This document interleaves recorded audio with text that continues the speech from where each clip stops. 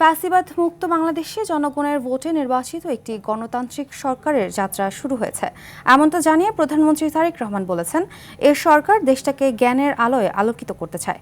Bangla academy প্রাঙ্গণে অমর একুশে বইমেলা 2026-এর উদ্বোধন ও বাংলা একাডেমি সাহিত্য পুরস্কার প্রদান অনুষ্ঠানে এসব কথা বলেন প্রধানমন্ত্রী। বইমেলা শুধু ঢাকার মধ্যে সীমাবদ্ধ না রেখে সারা দেশে ছড়িয়ে দেওয়ার আহ্বান জানান সরকার প্রধান। আরও জানাচ্ছেন শামীম চৌধুরী। নতুন রিন গভীর থেকে পরিষ্কার করে কাপড়কে রাখে নতুনের মতো উজ্জ্বল। নতুন রিন অ্যাডভান্সড পাউডার। বহুমাত্রিক বাংলাদেশ প্রতিপাদ্য নিয়ে বৃহস্পতিবার বাংলা একাডেমিতে অমর একুশে বইমেলার উদ্বোধনী আয়োজনে আসেন প্রধানমন্ত্রী তারেক রহমান। আনুষ্ঠানিকতা শেষে এবারের বাংলা একাডেমি সাহিত্য পুরস্কার 2025 প্রদান করেন তিনি। কবিতা, কথা সাহিত্য, প্রবন্ধ, শিশু সাহিত্য, অনুবাদ, গবেষণা, বিজ্ঞান ও মুক্তিযুদ্ধ নিয়ে 9 জনের হাতে এ পুরস্কার তুলে দেয়া হয়। বাংলা একাডেমি সাহিত্য পুরস্কার। পরে প্রধানমন্ত্রী তার বক্তব্যে তরুণ প্রজন্মকে বই পড়ায় আকৃষ্ট করতে আরও উদ্যোগী হতে আহ্বান জানান। ইন্টারনেট ব্যবহারের আসক্তি পড়াশোনার প্রতি শিক্ষার্থীদের আগ্রহ হারিয়ে ফেলার তীব্র ঝুঁকি তৈরি হয়েছে। বিশেষ করে বইয়ের প্রতি তরুণ প্রজন্মের আগ্রহ বাড়ানোর উপায় আমাদেরকে বের করতে হবে।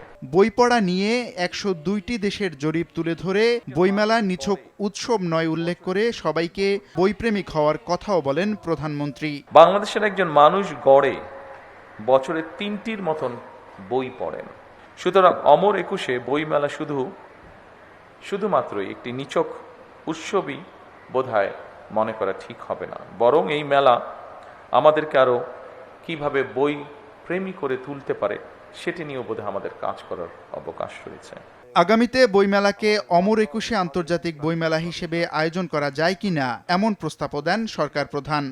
ফ্যাসিবাদ মুক্ত বাংলাদেশে জনগণের সরাসরি ভোটে নির্বাচিত হয়ে বাংলাদেশে একটি গণতান্ত্রিক সরকার তার যাত্রা শুরু করেছে। জনগণের প্রতি জবাবদিহিমূলক এ সরকার দেশটাকে জ্ঞানের আলোয় আলোকিত করতে চায়। বইমেলা শুধু একটি নির্দিষ্ট মাসে বাংলা একাডেমি প্রাঙ্গণ ও সোহরাওয়ার্দী উদ্যানে সীমাবদ্ধ না রেখে বরং সারা বছর দেশের সব বিভাগ, জেলা ও উপজেলায় আয়োজিত করা যেতে পারে। পরে বইমেলার বিভিন্ন স্টল ঘুরে দেখেন প্রধানমন্ত্রী তারেক রহমান। আগামী 15 মার্চ পর্যন্ত ছুটির দিন ছাড়া প্রতিদিন বেলা 2টা থেকে রাত 9টা পর্যন্ত মেলা খোলা থাকবে।